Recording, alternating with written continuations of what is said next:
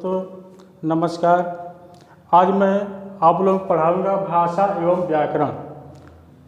सबसे पहले मैं ये कहना चाहता हूँ कि अगर ये वीडियो आप लोगों को पसंद आए तो सबसे पहले अधिक से अधिक लाइक और शेयर करेंगे, सब्सक्राइब करेंगे। सब्सक्राइब के बगल में बेल आइकन का सिंबल आएगा, उसको ज़रूर टच करेंगे। इसके बाद जो है ऑल लिखा हुआ आएगा, उसको टच करेंगे। इससे ये फ़ायदा होगा कि जो भी वीडियो हम अपलोड करते रहेंगे ये आप तक पहुंचती रहेगी। तो भाषा एवं व्याकरण, भाषा एवं व्याकरण क्या होता है? भाषा किसे कहते हैं?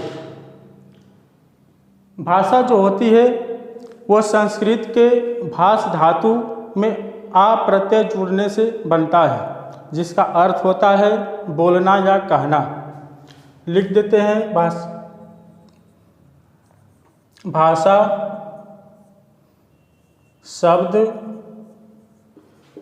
संस्कृत के भाष धातु में आ प्रत्यय के जुड़ने से बना है, जिसका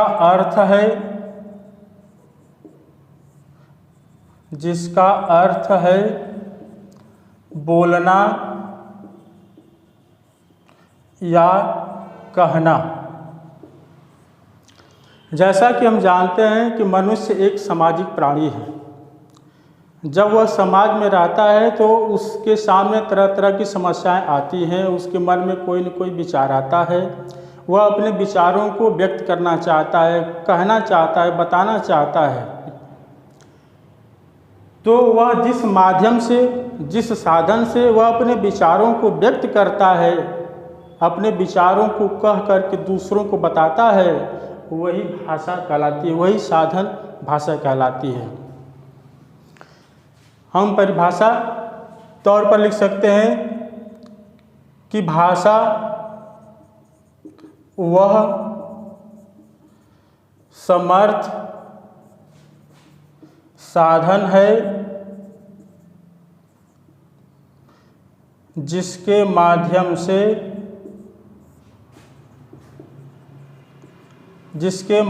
से हम अपने विचारों को व्यक्त करते हैं।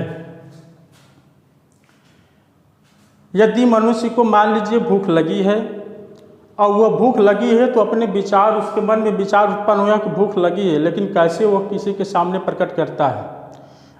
तो जिस साधन से, जिस माध्यम से वह अपने विचार को व्यक्त करता है, दूसरों को बताता है कि मुझे भूख लगी है, वही माध्यम, वही साधन भाषा कहलाती है। अगर वह हिंदी में बता रहा है कि मुझे भूख लगी है तो वह हिंदी उसका माध्यम हो गया, साधन हो गया, वह हिंदी उस भाषा कहलाती है, उसका भाषा हो गया हिंदी। यदि वह अंग्रेजी में बताता है तो वह उसका माध्यम अंग्रेजी हो गया, उसकी भाषा अंग्रेजी हो गई। अब देखते हैं भाषा के रूप। भाषा के रूप, भाषा के मुख्य दो रूप होते हैं। कुल 3 रूप होते हैं, लेकिन मुख्य रूप से 2 ही होते हैं, जिसको हिंदी व्याकरण शास्त्र में स्थान दिया गया है। पहला है मौखिक भाषा। इस मौखिक भाषा को कथित भाषा भी कहते हैं। इस मौखिक भाषा को कथित भाषा भी कहते हैं, या भाषा का मौखिक रूप। भाषा का मौखिक रूप। दूसरा है लिखित भाषा। इसको हम भाषा का लिखित रूप भी कहते हैं। लिखित रूप। तीसरा है सांकेतिक भाषा।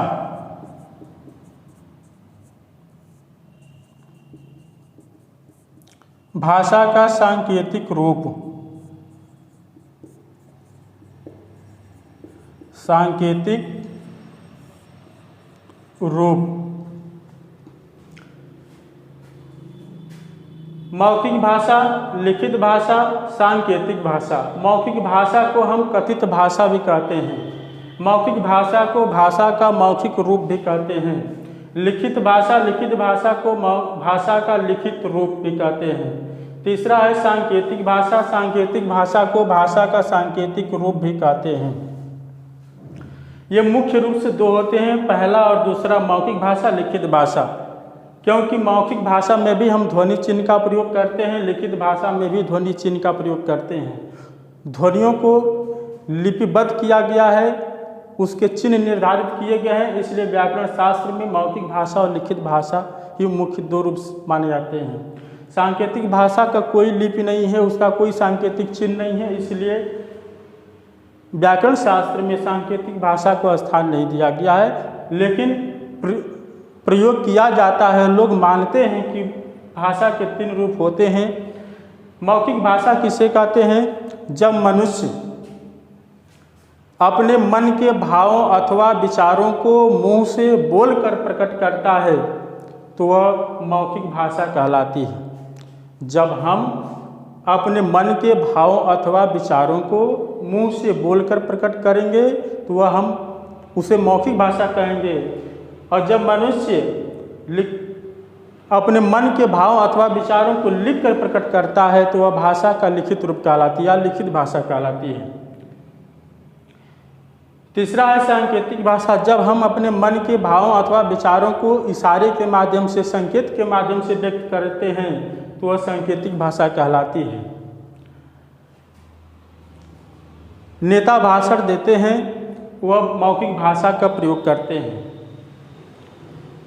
कोई व्यक्ति पत्र लिखता है तो वह लिखित भाषा का प्रयोग करता है। पत्र के माध्यम से अपने मन के भावों अथवा विचारों को व्यक्त करता है। सांकेतिक भाषा इशारे के माध्यम से जो संकेत करता है, संकेत के माध्यम जो संकेत अपने विचारों को व्यक्त करता है वह सांकेतिक भाषा होती है। जैसे क्रिकेट देखते हैं, क्रिकेट में अंपायर जो होता है वह हाथ दाहिने तरफ, बाएं तरफ या ऊपर करके दर्शक को बताता है, वह सांकेतिक भाषा का प्रयोग करता है अंपायर। तिराहे पर या चौराहे पर ट्रैफिक पुलिस जो संकेत के माध्यम से यातायात के नियम को बताती है, वह ट्रैफिक पुलिस जो है किस भाषा का प्रयोग करती है? सांकेतिक भाषा का प्रयोग करती है। अब चलते हैं भाषा के अंग। भाषा के कितने अंग होते हैं? भाषा के जो अंग होते हैं इसे हम भाषा के इकाई के रूप में भी जानते हैं। भाषा के इकाई।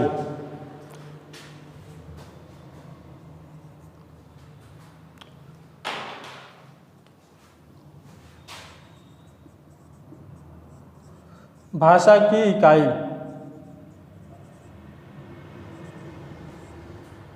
भाषा के 5 इकाई होती हैं।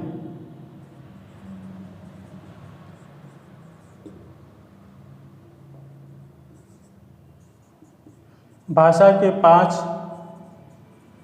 इकाई होते हैं। पहला है ध्वनि,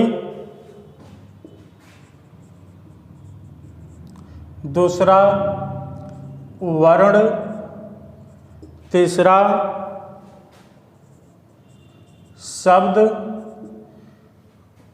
चौथा पद, पांचवा वाक्य। ध्वनि क्या होती है?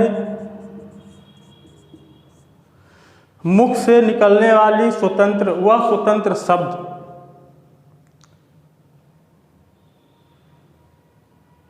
मुख से निकलने वाली वह स्वतंत्र शब्द ध्वनि कहलाती है। मनुष्य जब भी कोई बात बोलता है, कहता है, तो उसके मुख से जितने शब्द या जो भी ध्वनि निकलती है उसी को ध्वनि कहते हैं। यानी ऐसे हम कह सकते हैं कि मुख से निकलने वाला प्रत्येक स्वतंत्र शब्द ध्वनि कहलाता है। ऐसे भी हम कह सकते हैं मुख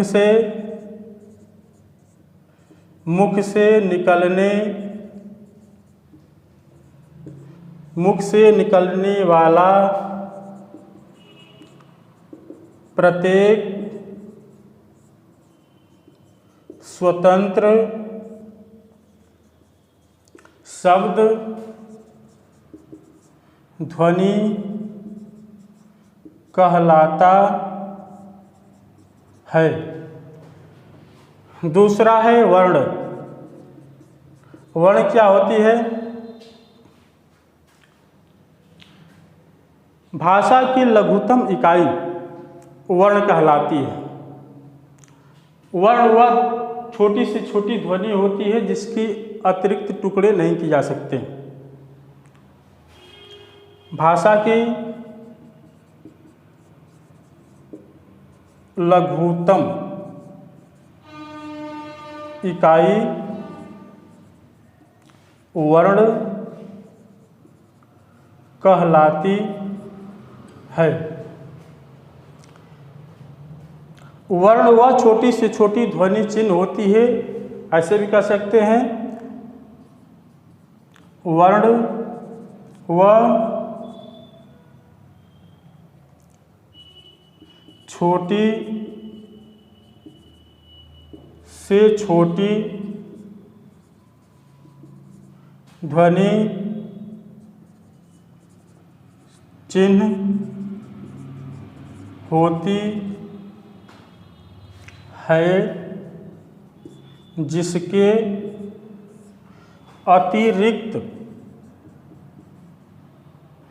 जिसके अतिरिक्त और टुकड़े नहीं किए जा सकते। जैसे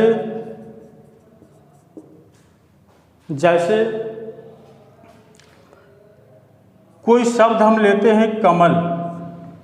कमल हमने शब्द ले लिया। अब इसमें हम देखते हैं कि कितने वर्ण हैं। ऐसा लगता है कि 3 वर्ण हैं, लेकिन इसमें 3 वर्ण नहीं है। हर व्यंजन वर्ण में स्वर छिपा हुआ है। तो जब तक इसको हम टुकड़े करते जाएंगे, जब तक वो टुकड़ा होता जाएगा तब तक वर्ण नहीं कहेंगे। जब अंतिम पहुंच जाएंगे, अंतिम छोर पर पहुंच जाएंगे जिसके और टुकड़े ना हो सकें, अतिरिक्त और टुकड़े नहीं किए जा सकते, तो जिसके अतिरिक्त और टुकड़े नहीं किए जा सकते उसको हम वर्ण कहते हैं। जैसे क में अ छिपा है, फिर इसके बाद म में अ छिपा हुआ है, ल में अ छिपा हुआ है। अब क म ल, हम क को अब हम विभाजित नहीं कर सकते हैं, अ को विभाजित नहीं कर सकते हैं। तो यहाँ से और यहाँ तक ये जो हैं एक एक वर्ण है, इनको हम कहते हैं वर्ण। अब है तीसरा शब्द। वर्णों के सार्थक समूह को शब्द कहते हैं। वर्णों के सार्थक समूह को शब्द कहते हैं।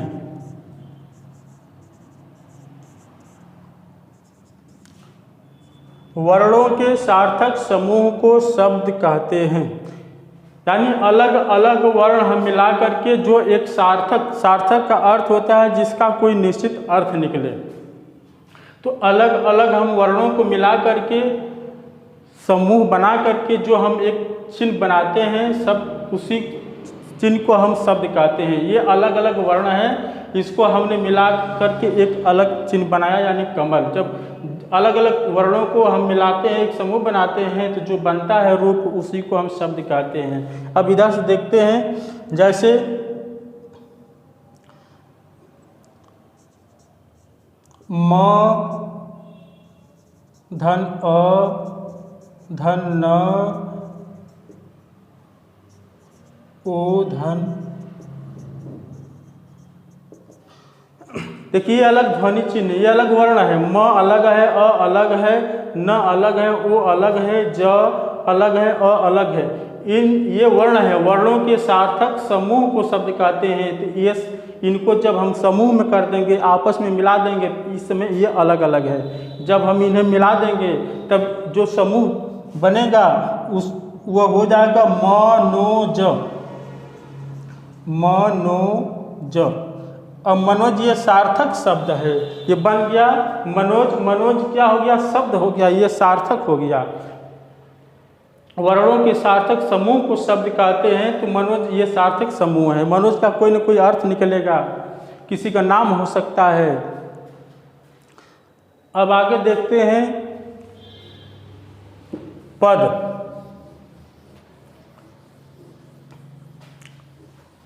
इसे आप लिखना चाहते हैं तो लिख भी सकते हैं। ये लोअर क्लास से लेकर के हायर क्लास के सभी बच्चों के लिए ये उपयोगी है। चौथा है पद।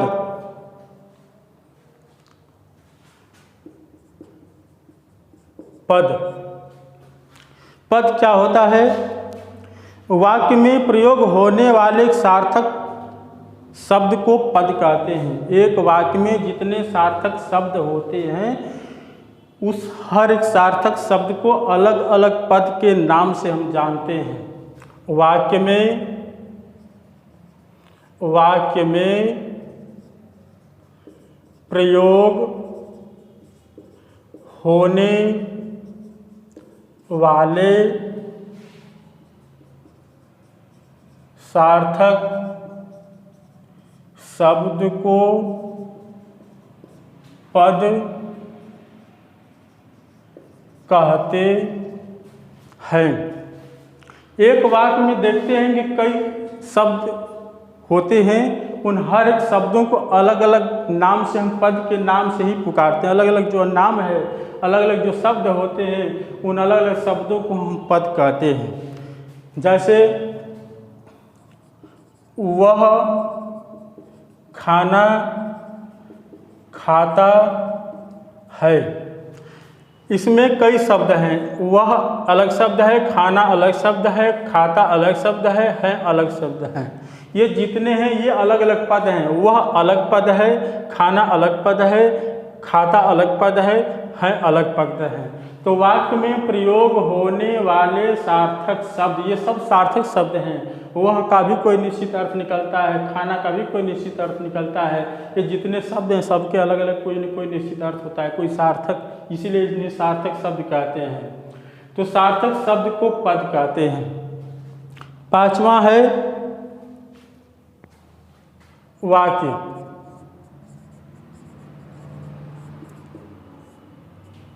वाक्य क्या होता है? वाक्य में कई शब्द होते हैं, इसमें भी कई पद होते हैं। विचारों को अभिव्यक्त करने वाले शब्दों के सार्थक समूह को वाक्य कहते हैं। विचारों को अभिव्यक्त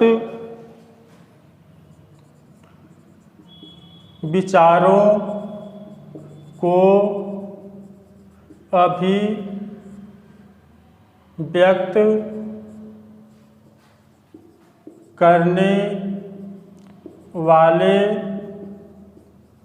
सार्थक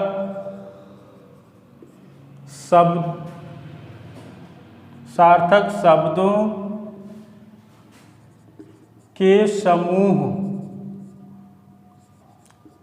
को वाक्य कहते हैं। विचारों को अभिव्यक्त करने वाले जितने सार्थक शब्द होते हैं, उन्हीं सार्थक शब्दों के समूह को वाक्य कहते हैं। जैसे मीरा गाती है। मीरा अलग शब्द है, गाती अलग शब्द है अलग हैं। अब इन सभी सार्थक जो शब्द हैं इनको मिलाकर के जो हमने एक समूह बनाया, जिससे ये पता चलता है कि मीरा क्या करती है। तो मीरा गाती है। विचारों को अभिव्यक्त करने वाले सार्थक शब्दों को समूह को वाक्य कहते हैं। तो ये विचार व्यक्त किया जा रहा है कि मीरा क्या करती है, मीरा गाती है।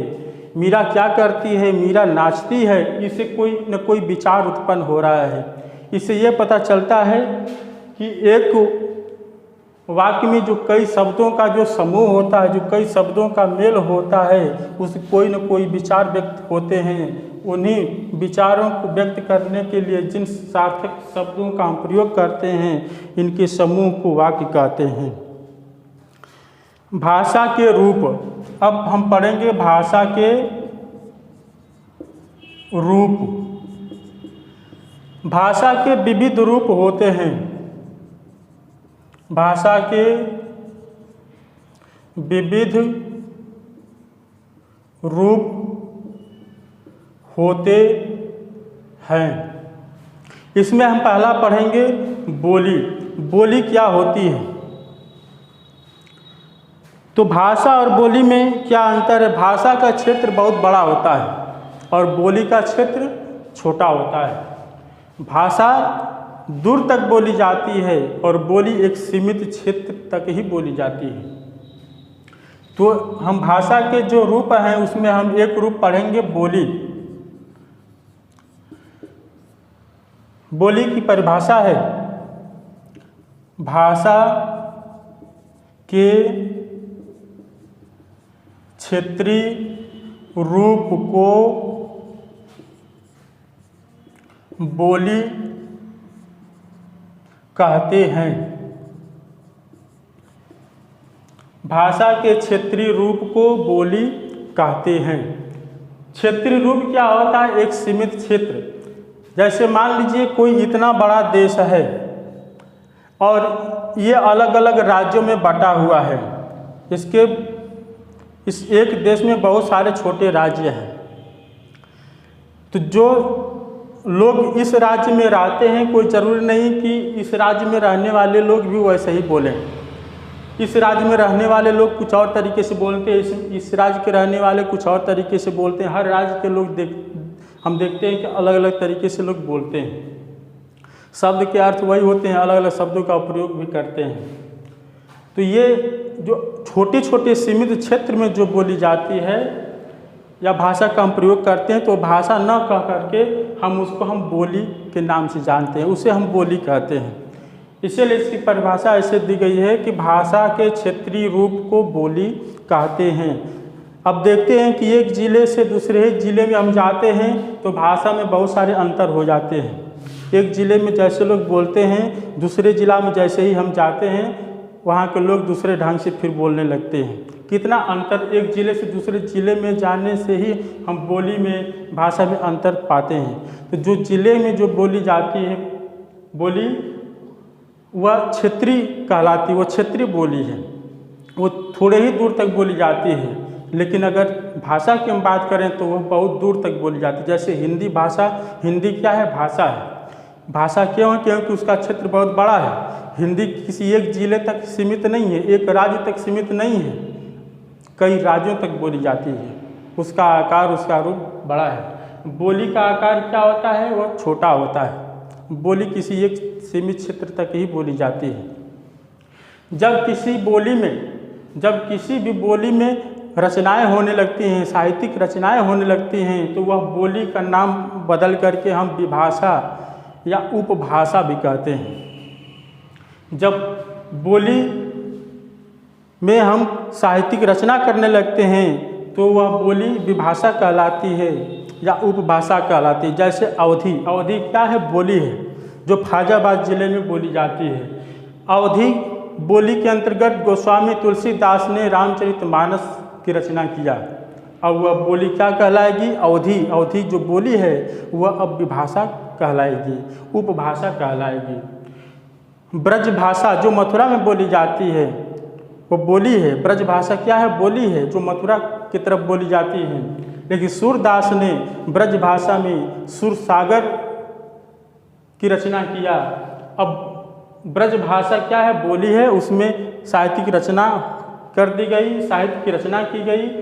और वह बोली जो है जब साहित्य की रचना कर दी जाती है बोली में तो उसको हम विभाषा या उपभाषा के नाम से जानने लगते हैं। अब है मानक भाषा। मानक भाषा, मानक भाषा क्या होती है? जब किसी भाषा का मानकीकरण कर दिया जाता है तब वह मानक भाषा बन जाती है। जिस भाषा को मानव द्वारा स्वीकार कर ली जाती है, मानव द्वारा स्वीकृत हो जाती है, यानी मानकीकरण कर दी जाती है तो वह मानक भाषा कहलाती है। हम इसे परिभाषा के तौर पर ऐसे लिख सकते हैं कि ऐसी भाषा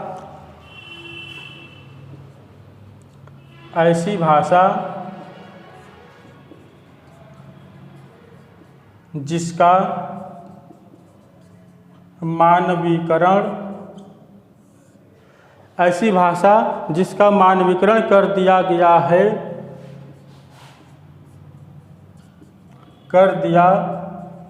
गया हो वह मानक भाषा कहलाती है। जिस भाषा का मानकीकरण कर दिया जाता है उसे मानक भाषा कहते हैं। मानक भाषा को परिनिष्ठित भाषा भी कहते हैं। मानक भाषा को परिनिष्ठित भाषा भी कहते हैं। मानक भाषा को परिनिष्ठित भाषा भी कहा जाता है। मानक भाषा को हम आदर्श भाषा के रूप में भी जानते हैं। मानक भाषा को टकसाली भाषा भी कहते हैं। मानक भाषा को आदर्श भाषा तथा टकसाली भाषा भी कहा जाता है। आदर्श भाषा इसलिए कहा जाता है क्योंकि ये ऐसा लगता है कि हर भाषाओं में सबसे आदर्श, सबसे अच्छा है, इसीलिए इसे आदर्श भाषा कहते हैं। तो ये जो दो पॉइंट है, मानक भाषा को परिनिष्ठित भाषा भी कहा जाता है, दूसरा है मानक भाषा को आदर्श भाषा या टकसाली भाषा भी कहा जाता है। ये अधिकतर परीक्षाओं में पूछता है। परिनिष्ठित भाषा, मानक भाषा के कितने नाम हैं? मानक भाषा के परिनिष्ठित भाषा भी नाम है, मानक भाषा के आदर्श भाषा भी नाम है, मानक भाषा का टकसाली भाषा भी नाम है। तो ये अलग अलग इसके नाम है, इस नामों को याद रखना होगा क्योंकि ये टॉपिक जो है अधिकतर परीक्षाओं में पूछता रहता है कभी कभी। अब हम चलते हैं संपर्क भाषा। संपर्क भाषा क्या होती है? किस भाषा को संपर्क भाषा कहा जाता है? तो अलग अलग देश में, अलग अलग क्षेत्र में अलग अलग तरह की भाषाएं बोली जाती हैं। अलग अलग लोग अलग अलग तरह की भाषा भी बोलते हैं। तो जो भाषा एक व्यक्ति का संपर्क दूसरे व्यक्ति से कराती है उसी को हम संपर्क भाषा भी कहते हैं। उदाहरण के तौर पर देखेंगे कि जैसे मान लीजिए हमारे देश के प्रधानमंत्री हिंदी भाषा जानते हैं, हिंदी भाषा का प्रयोग करते हैं। जैसे ही वह अमेरिका या इंग्लैंड में जाते हैं तो क्या वहाँ के लोग हिंदी भाषा समझते हैं, तो जब ये अपनी विचारों को हिंदी भाषा में व्यक्त करते हैं या हिंदी भाषा में अपने विचारों को कहते हैं, तो इनकी हिंदी को अंग्रेजी में बदल करके और वहाँ पर प्रसारित किया जाता है, क्योंकि वहाँ के लोग अंग्रेजी समझते हैं। तो अंग्रेजी क्या होती है? संपर्क भाषा होती है। अलग अलग भाषा में बोलने वाले जो लोग होते हैं, जो अलग अलग भाषा बोलने वाले लोग होते हैं, जब उन अलग अलग भाषा बोलने वाले लोगों को जिस भाषा के माध्यम से हम संपर्क कराते हैं, जोड़ने का काम करते हैं, तो वह संपर्क भाषा कहलाती है। तो इसे हम ऐसे लिख सकते हैं कि दो व्यक्ति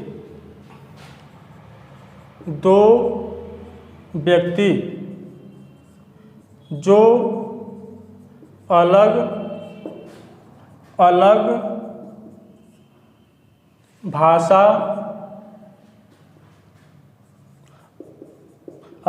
भाषा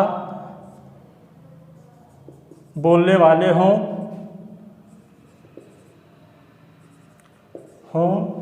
जब उनको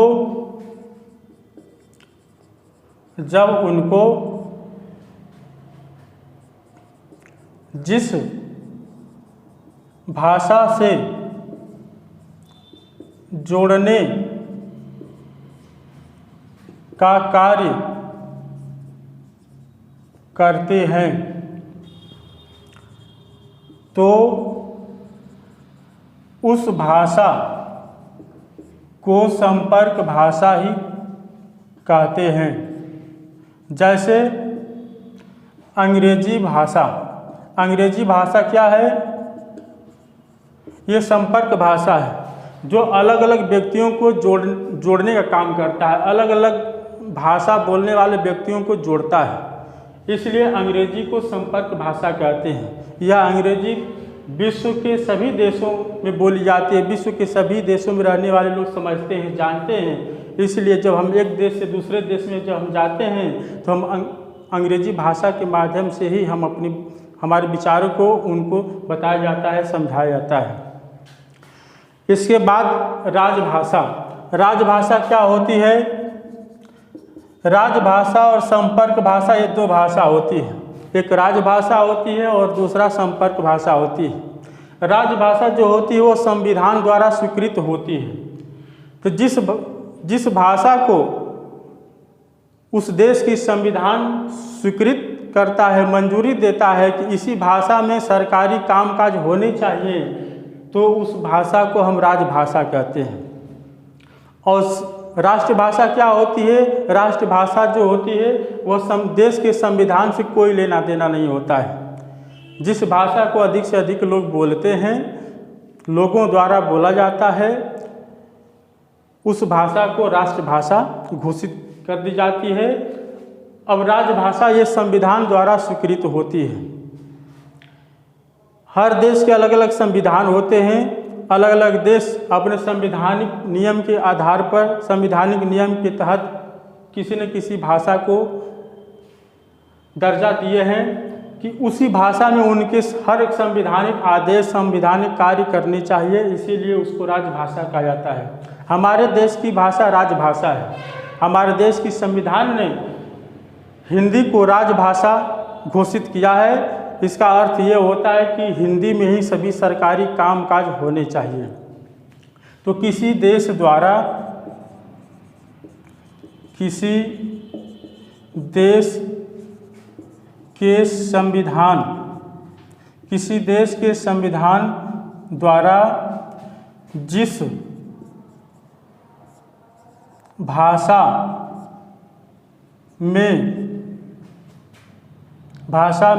में प्रशासनिक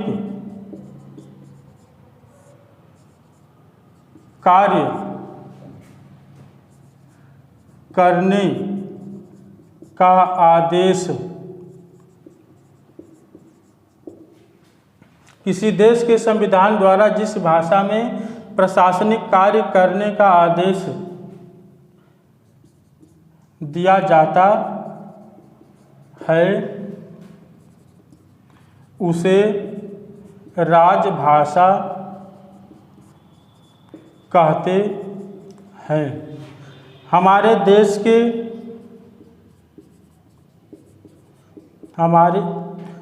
हमारे देश या भारत देश की राजभाषा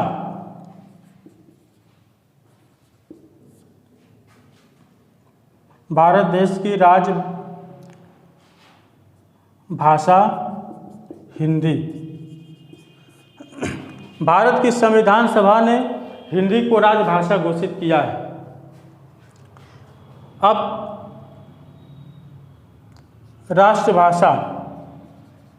राष्ट्रभाषा का संविधान से कोई लेना देना नहीं होता है।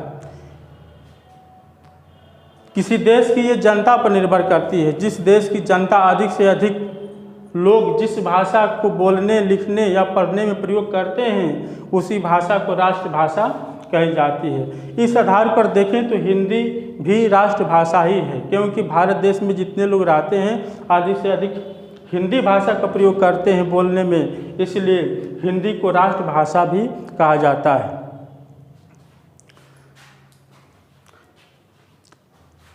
अब है साहित्य।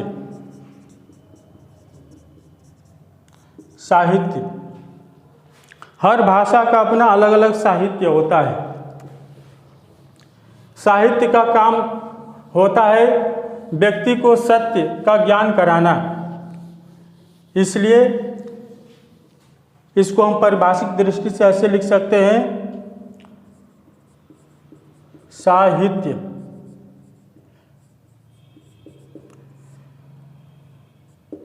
ज्ञान राशि का संचित कोश, ज्ञान राशि का संचित कोश साहित्य कहलाता है। साहित्य क्या काम होता है? सत्य क्या ज्ञान कराना। अब हम चलते हैं लिपि। लिपि क्या होती है? जितने ध्वनि होते हैं, जितने वर्ण होते हैं, उनके लिखने के लिए कोई न कोई निश्चित, कोई न कोई निर्धारित चिन्ह बनाए गए हैं। तो किसी भी भाषा को लिखने की जो विधि होती है उसी को लिपि कहते हैं। भाषा को लिखने की विधि लिपि कहलाती है। भाषा, कुछ ऐसे भाषा होती हैं जिनकी लिपि अधिकतर परीक्षाओं में पूछता है कि किस भाषा की क्या लिपि होती है। हिंदी, संस्कृत, गुजराती, मराठी, कोंकणी, नेपाली, इतनी भाषाओं की लिपि देवनागरी होती है। देवनागरी। इसके बाद अंग्रेजी। अंग्रेजी की लिपि रोमन।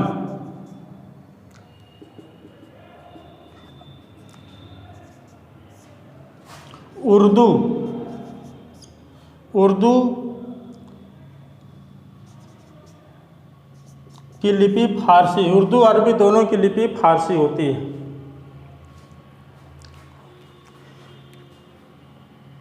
फ्रांसीसी, बल्गेरियन, इनकी भी लिपि रोमन होती है। बल्गेरियन भाषा की लिपि रूसी होती है, फ्रांसीसी जर्मन की रोमन। फ्रांसीसी,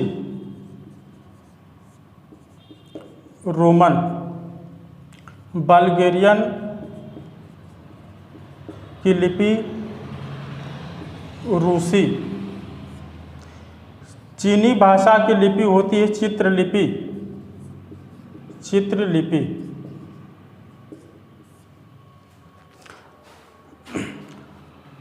आज इतना ही पढ़ेंगे। इसके बाद व्याकरण के बारे में अगले वीडियो में हम बताएंगे। धन्यवाद।